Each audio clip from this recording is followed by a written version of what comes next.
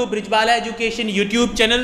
आज के इस एजुकेशनल लेक्चर में हम डिस्कस करेंगे क्लास 8 डीएवी के science chapter reproduction in animals को। इस चैप्टर को स्टूडेंट्स हम दो पार्ट्स में डिस्कस करने वाले हैं। ये इस चैप्टर का पार्ट 1 वीडियो है। पार्ट 2 वीडियो का लिंक आपको वीडियो की डिस्क्रिप्शन में मिल जाएगा। तो चलिए स्टूडेंट शुरू करते हैं हमारा चैप्टर रिप्रोडक्शन इन एनिमल्स। सबसे पहली बात तो रिप्रोडक्शन कहा किसे जाता है। Reproduction is the ability of the living organisms to produce young ones similar to themselves. Reproduction एक ऐसी प्रोसेस है जिसके जरिए जो एनिमल्स और प्लांट्स हैं अपने जैसे दूसरे जीवों को जन्म देते हैं, अपने जैसे दूसरे ऑर्गेनिजम्स को पैदा करते हैं। उस प्रोसेस को रिप्रोडक्शन कहा जाता है। It is one of the most important characteristics of life. जितने भी लिविंग ऑर्गेनिजम्स इस प्लेनेट पे रहते हैं उन सब के लिए ये बहुत इंपॉर्टेंट फीचर है। All living things reproduce, all plants, animals, other living organisms exist because of reproduction. जितने भी लिविंग ऑर्गेनिजम्स इस प्लेनेट पे पाए जाते हैं वो सारे रिप्रोडक्शन करते हैं, और जितने भी प्लांट्स, एनिमल्स, माइक्रो ऑर्गेनिजम्स इस अर्थ पे पाए जाते हैं वो एग्जिस्ट ही इस वजह से कर पा रहे हैं क्योंकि वो रिप्रोडक्शन करते हैं। आगे आता है 7th क्लास में हमने रिप्रोडक्शन इन प्लांट्स के बारे में पढ़ा था। अब हम रिप्रोडक्शन इन एनिमल्स के बारे में पढ़ेंगे। और एनिमल्स में रिप्रोडक्शन असेक्सुअल और सेक्सुअल दो टाइप्स की रिप्रोडक्शन होती है। One is asexual reproduction and second is sexual reproduction. अब इन दोनों में प्राइमरी डिफरेंसेस क्या हैं वो मैं आपको थोड़ा सा बताने जा रहा हूं। वैसे तो आपको चैप्टर के दौरान क्लियर हो जाएगा, लेकिन मैं हल्की सी समरी बता रहा हूं इन दोनों की। सबसे पहले बात करते हैं असेक्सुअल रिप्रोडक्शन की। दोनों को कंपैरिजन करते हुए चलेंगे हम। असेक्सुअल रिप्रोडक्शन यूनिपेरेंटल होती है, यानी सिर्फ एक ही पेरेंट इन्वॉल्व होता है, जबकि सेक्सुअल रिप्रोडक्शन में जनरली मेल और फीमेल पेरेंट्स इन्वॉल्व होते हैं। असेक्सुअल रिप्रोडक्शन में फर्टिलाइजेशन नहीं होता, सेक्सुअल में फर्टिलाइजेशन क्या होता है जरूर। असेक्सुअल रिप्रोडक्शन में गैमेट्स या सेक्स सेल्स नहीं बनते। मेल गैमेट्स यानी स्पर्म्स, फीमेल गैमेट्स यानी ओवम, इस तरह का कुछ नहीं बनता असेक्सुअल रिप्रोडक्शन में। लेकिन सेक्सुअल रिप्रोडक्शन के केस में मेल गैमेट्स बनाता है, फीमेल गैमेट्स बनाती है। अगला डिफरेंस अगर देखें, असेक्सुअल रिप्रोडक्शन में वेरिएशंस कम आती हैं, सेक्सुअल रिप्रोडक्शन में वेरिएशंस ज़्यादा आती हैं। वेरिएशंस का स्टूडेंट्स यहाँ पे मतलब है कि वो अपने पेरेंट्स से कितना अलग हैं। तो जो असेक्सुअल रिप्रोड्यूसिंग स्पीसीज होते हैं उनमें जो बच्चे होते हैं वो अपने पेरेंट्स से ज़्यादा अलग नहीं होते, ज़्यादा वेरिएशंस नहीं आते, जबकि सेक्सुअल रिप्रोडक्शन में ठीक इसका उल्टा होता है। तो चलिए स्टूडेंट शुरू करते हैं हमारा पहला part, that is asexual reproduction. The production of young ones by a single parent without the formation and fusion of gametes is called asexual reproduction या फिर यूनिपेरेंटल रिप्रोडक्शन। एक ऐसी रिप्रोडक्शन जिसमें यंग वंस यानी बच्चों को पैदा किया जाता है, एक ही पेरेंट पैदा करता है और गैमेट्स ना तो बनते ना ही उनका फ्यूजन होता। फ्यूजन का मतलब कॉम्बिनेशन होना, फर्टिलाइजेशन होना। यानी असेक्सुअल रिप्रोडक्शन की कुछ कैरेक्टर्स इसने डेफिनेशन में ही बता दी हैं। पहली बात तो यूनिपेरेंटल होता है, एक पेरेंट इन्वॉल्व होता है। दूसरी बात, गैमेट्स नहीं बनते और ना ही फर्टिलाइजेशन होता। इस मोड ऑफ रिप्रोडक्शन को असेक्सुअल रिप्रोडक्शन कहा जाता है। जो नए इंडिविजुअल्स होते हैं वो जेनेटिकली आइडेंटिकल होते हैं पेरेंट्स के।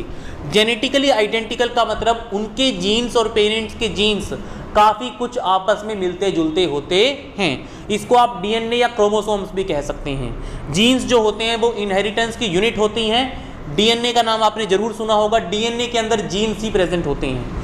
तो जो डीएनए होता है बच्चों का असेक्सुअल रिप्रोडक्शन के केस में काफ़ी कुछ अपने पेरेंट्स से मिलता जुलता होता है। ये प्रिमिटिव मेथड है रिप्रोडक्शन का और ये सिंपलर मेथड है सेक्सुअल रिप्रोडक्शन के मुकाबले।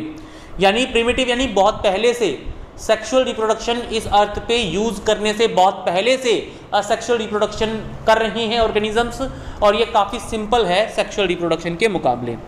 असेक्सुअल रिप्रोडक्शन की कुछ प्रोसेसेस इसने यहाँ पे बताई हैं। सबसे पहला है binary fission.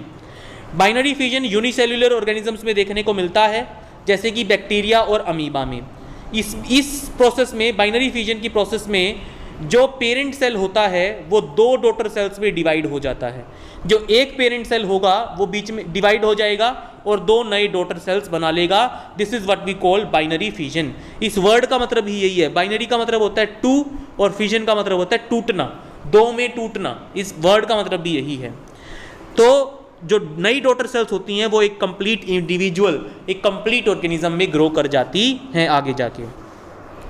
Multiple fission, multiple का मतलब बहुत सारे, फिजन का मतलब टूटना, यानी एक सेल से जब बहुत सारे नए ऑर्गेनिजम्स बनेंगे, नए सेल्स बनेंगे, तो उसको हम क्या कहेंगे? Multiple fission.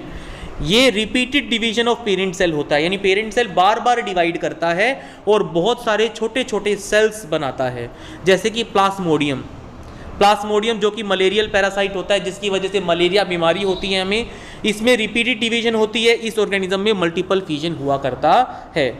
यहाँ पे स्टूडेंट्स डायग्राम में ये जो डायग्राम है ये बाइनरी फिजन को शो कर रहा है और ये जो डायग्राम है ये मल्टीपल फिजन को शो कर रहा है। आगे आता है डू यू नो में देखिए यहाँ पे क्या है, अगर अमीबा को कोई रोकने वाला ना हो तो अमीबा इतनी जल्दी मल्टीप्लाई करता है कि वो पूरे प्लेनेट को भर देगा, पूरे प्लेनेट पे अमीबा ही अमीबा हो जाएंगे। लेकिन अमीबा के भी प्रीडेटर्स होते हैं, शिकारी होते हैं, इसलिए उनको भी फूड और स्पेस के लिए कंपटीशन करना पड़ता है और उनका शिकार कर लिया जाता है।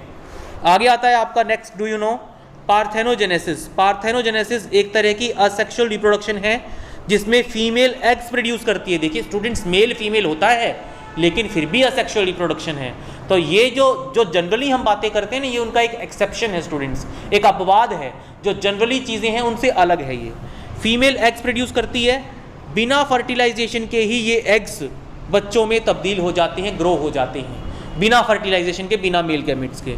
पार्थेनोजेनेसिस अफिड्स, डफिनिया, रोटिफर्स और कुछ इनवर्टिब्रेट्स और कुछ प्लांट्स में होती है। बहुत सारे सोशल इंसेक्ट्स का मतलब होता है जो ग्रुप बना के रहते हैं, जैसे मधुमक्खियाँ, चींटियाँ, एंट्स, बीज एट्सेट्रा। ये जैसे हनी बी और एंट्स जो होती हैं, इनके जो अनफर्टिलाइज्ड एग्स होते हैं उनसे मेल बनते हैं, मेल ड्रोन्स बनते हैं, और जो फर्टिलाइज्ड एग्स होते हैं उनसे फीमेल वर्कर्स और फीमेल क्वीन बनती है। तो स्टूडेंट्स, आपने शायद किसी बी या एंट की कॉलोनी के बारे में सुना होगा, जिन एग्स का फर्टिलाइजेशन हो जाता है वो फीमेल वर्कर या फीमेल क्वीन बन जाते हैं अंडे देने के लिए, और जिनका फर्टिलाइजेशन नहीं होता है, जिनको मेल गैमेट नहीं मिलता है, वो मेल्स बन जाते हैं और इनके मेल्स को कहा जाता है ड्रोन्स। ठीक है स्टूडेंट्स, कुछ स्नेक्स में, फिशेज में और मॉनिटर लिजर्ड्स में भी ऐसा देखने को आया है कि अनफर्टिलाइज्ड एग्स भी कंप्लीट ऑर्गेनिज्म बना लेते हैं। तो पार्थेनोजेनेसिस स्टूडेंट्स एक काफ़ी अलग सी साइंस है, काफ़ी अलग है दूसरों से ये। अगला आता है बर्डिंग में क्या होता है, एक नया इंडिविजुअल, एक नया ऑर्गेनिज्म बनता है प्रोट्यूबरेंस से। प्रोट्यूबरेंस का मतलब उनके शरीर के ऊपर एक उभार आ जाता है, एक उभार आ जाता है उनके शरीर के ऊपर। फॉर एग्जांपल, मान लो ये बॉडी है उन ऑर्गेनिज्म की, मान लो ये उन ऑर्गेनिज्म की बॉडी है, मान लो, तो क्या होगा, उनकी बॉडी के एक जगह पे एक उभार आ जाएगा इस तरह का। ठीक है स्टूडेंट्स, इस तरह का उभार आ जाएगा और इस उभार को हम क्या बोलते हैं, इस प्रोट्यूबरेंस को हम क्या बोलते हैं, बड बोलते हैं।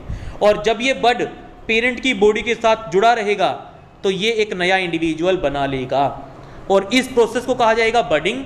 और जो प्रोट्यूबरेंस निकली है, जो उभार निकला है, उसको कहा जाएगा बड।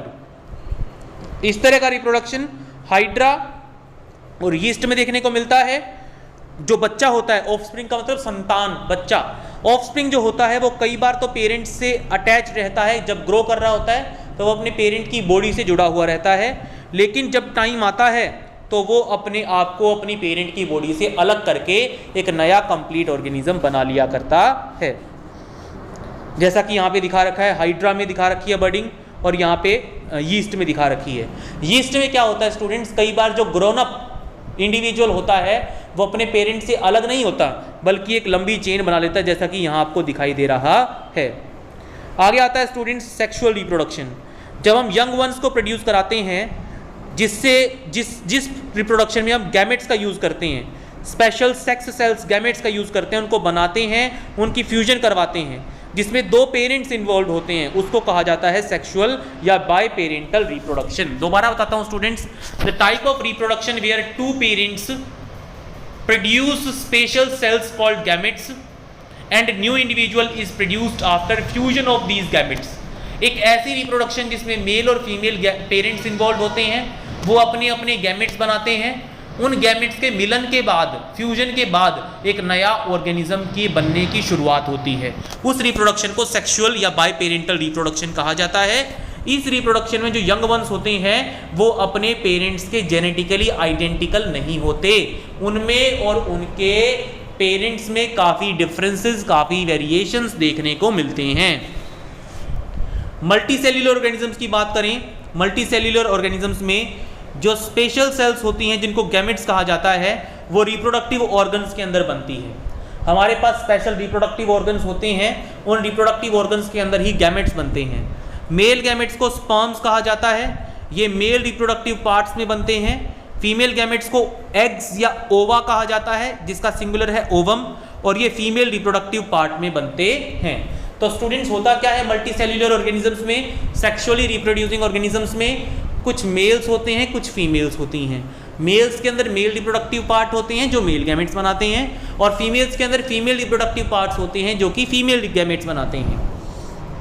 ज़्यादातर केसेस में दोनों जो गैमेट्स हैं वो अलग अलग इंडिविजुअल्स बनाते हैं, यानी मेल अलग होता है और फीमेल अलग होती है ज़्यादातर केसेस में। लेकिन कुछ केसेस में, कुछ ऑर्गेनिजम्स में, जैसे कि अर्थवॉर्म में, एक ही इंडिविजुअल मेल और फीमेल दोनों गैमेट्स भी बना सकता है, और इस तरह के ऑर्गेनिज्म को कहा जाता है हेर्माफ्रोडाइट एनिमल। हेर्माफ्रोडाइट वो एनिमल्स होते हैं जिसमें वही ऑर्गेनिज्म तो मेल का काम कर लेता है, वही ऑर्गेनिज्म फीमेल का काम कर लेता है। यानी दोनों ही गैमेट्स जब एक ही ऑर्गेनिज्म के अंदर बनना शुरू हो जाएं तो उसको हम हेर्माफ्रोडाइट बोलेंगे। जैसे आपको पता होगा ह्यूमंस में मेल्स अलग होते हैं और फीमेल्स अलग होती हैं। मेल्स के अंदर मेल गैमेट्स ही बन सकते हैं, फीमेल्स के अंदर फीमेल गैमेट ही बन सकते हैं। लेकिन अर्थवॉर्म हमसे अलग है स्टूडेंट्स, एक अर्थवॉर्म मेल और फीमेल दोनों गैमेट्स बना सकता है। आगे आता है, जब ये जो दोनों गैमेट्स होते हैं स्पर्म और ओवम, जब ये यूनाइट करते हैं, मिलते हैं, तब बनता है जाइगोट, जिसको फर्टिलाइज्ड एग भी कहा जाता है।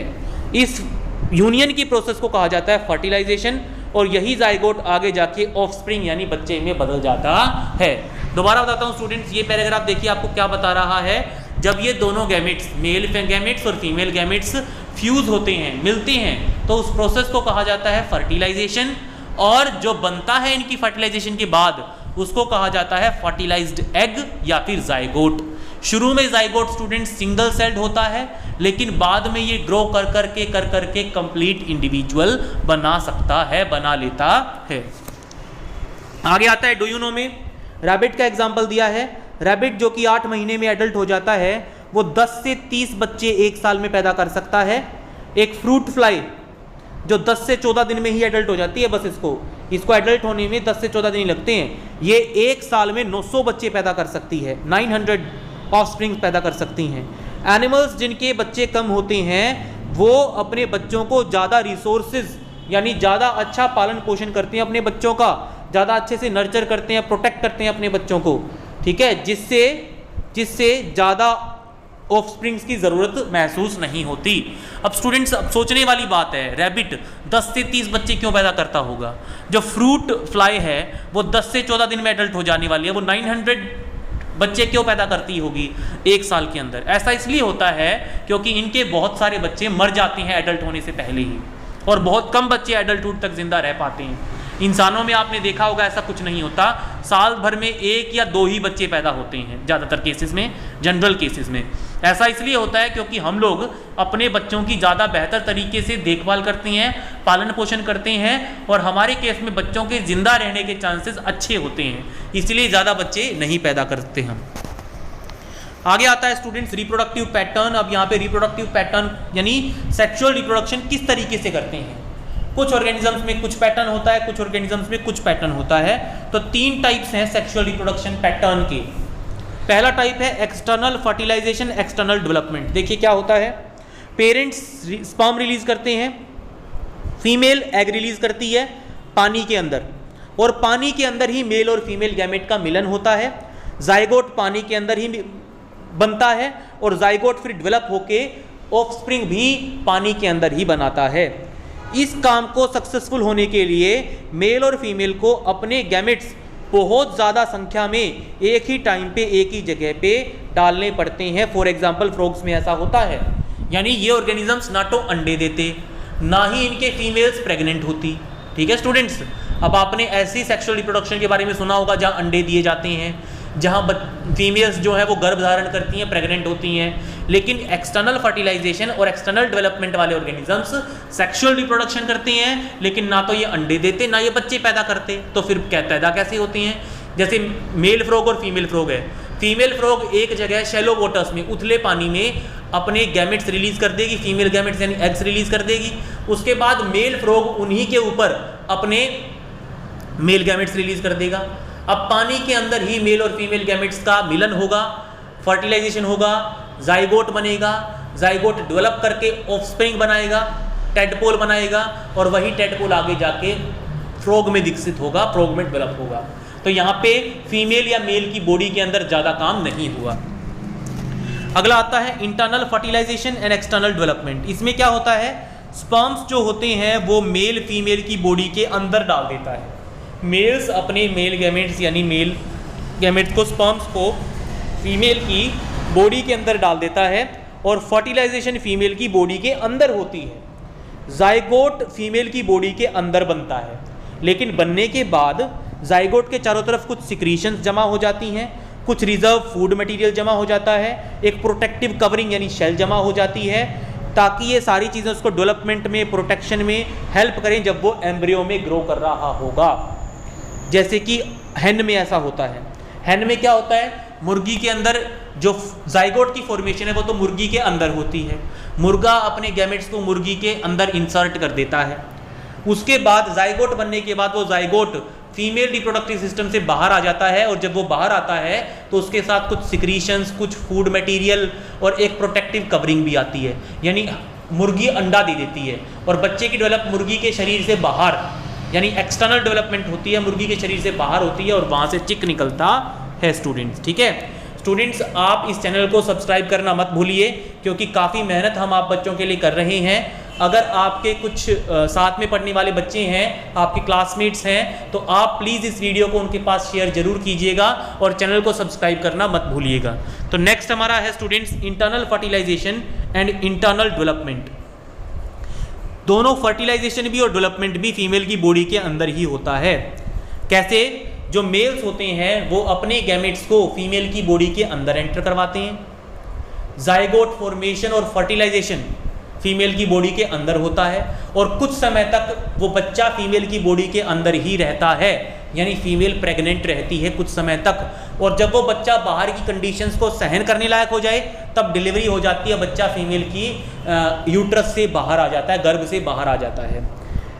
Formation of zygote, development of young one female की बॉडी के अंदर ही होता है, जैसे ह्यूमन बींग्स में, एलिफेंट्स में, काउज में और बहुत सारे दूसरे एनिमल्स में इंटरनल फर्टिलाइजेशन और इंटरनल डेवलपमेंट होता है, यानी फीमेल्स प्रेग्नेंट होती हैं। आगे आता है रिप्रोडक्टिव सिस्टम्स। अब हम मेल रिप्रोडक्टिव सिस्टम और फीमेल रिप्रोडक्टिव सिस्टम के बारे में पढ़ेंगे ह्यूमन बींग्स के। सबसे पहले बात आती है मेल रिप्रोडक्टिव सिस्टम की। इसका डायग्राम भी आपके सामने दिखा रखा है। मेल रिप्रोडक्टिव सिस्टम का सबसे प्राइमरी पार्ट होते हैं ये टेस्टिस, ये दिखाई दे रहा होगा आपको, ये दो होते हैं टेस्टिस, ठीक है, टांगों के बीच में होते हैं मेल्स की, ठीक है, और ये मेन इसीलिए होते हैं, सबसे मेन पार्ट होता है मेल रिप्रोडक्टिव सिस्टम का, क्योंकि मेल गैमेट्स यानी स्पर्म्स बनाने का काम भी इन्हीं का होता है, और मेल सेक्स हार्मोन टेस्टोस्टेरोन बनाने का काम भी इन्हीं का होता है। इसके अलावा एक स्क्रोटम होता है, दो स्पर्म डक्ट्स होती हैं, एक यूरेथ्रा होता है और पेनिस होता है। टेस्टिस ओवल शेप के ऑर्गन्स होते हैं जो दो होते हैं, सिंगुलर टेस्टिस बोलते हैं। ये स्क्रोटम नाम के एक थैले में मौजूद होते हैं, दोनों टांगों के बीच में एब्डोमिनल कैविटी के बाहर अलग से मौजूद होते हैं। ये स्पर्म्स टेस्टिस के अंदर ही डेवलप होते हैं, और स्पर्म डक्ट्स के जरिए आगे पास कर दिए जाते हैं, यानी टेस्टिस स्पर्म्स को प्रोड्यूस करके उनको स्पर्म डक्ट से कैरी करते हुए यूरेथ्रा तक पहुंचा देते हैं। यूरेथ्रा आपको यहाँ दिखाई दे रहा होगा, देखिए यूरेथ्रा आपको यहाँ दिखाई दे रहा होगा, यूरेथ्रा तक पहुंचा देते हैं। जब स्पर्म चल रहे होते हैं तो कई ग्लैंड्स होती हैं मेल रिप्रोडक्टिव सिस्टम में, वो ग्लैंड्स अपना फ्लूइड स्पर्म के साथ सिक्रीट कर देती हैं।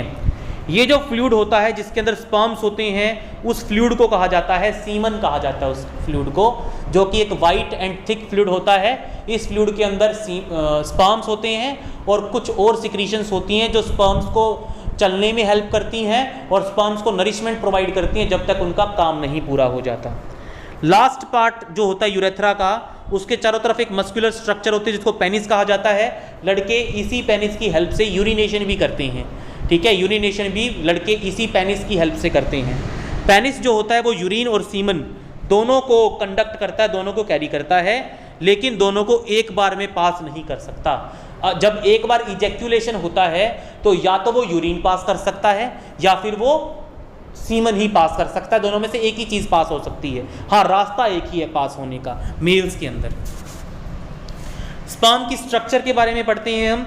स्पर्म काफ़ी छोटा होता है ओवम के मुकाबले साइज में। इनफैक्ट स्टूडेंट्स, जो ह्यूमन ओवम होता है ना, वो ह्यूमंस बॉडी में पाई जाने वाली सबसे बड़ी सेल होती है, और स्पर्म तो ओवम के मुकाबले बहुत छोटा होता है, और इसको माइक्रोस्कोप से ही देखा जा सकता है। इसके 3 पार्ट्स होते हैं। पहला तो होता है हेड, दूसरा होता है मिडिल पीस, और तीसरा पार्ट होती है टेल। ये 3 पार्ट होते हैं स्पर्म के, ठीक है। जो टिप होती है हेड की, यहाँ पे एंजाइम्स प्रोड्यूस होते हैं, यहाँ पे कुछ स्पेशल एंजाइम्स होते हैं जिसकी वजह से ये ओवम के अंदर पेनेट्रेट कर सकता है, घुस सकता है, ओवम के अंदर घुस सकता है। यहाँ पे कुछ ऐसे एंजाइम्स होते हैं, और एक ओवम के अंदर एक ही स्पर्म घुस पाता है, बाकी सारे स्पर्म्स वेस्ट हो जाते हैं, सिक्रीट हो जाते हैं, एक्सक्रीट हो जाते हैं। तो स्टूडेंट्स, पार्ट 1 में इतना ही। आगे इस लेसन को हम कंटिन्यू करेंगे पार्ट 2 वीडियो में। उसका लिंक आपको वीडियो डिस्क्रिप्शन में मिल जाएगा। Thank you students.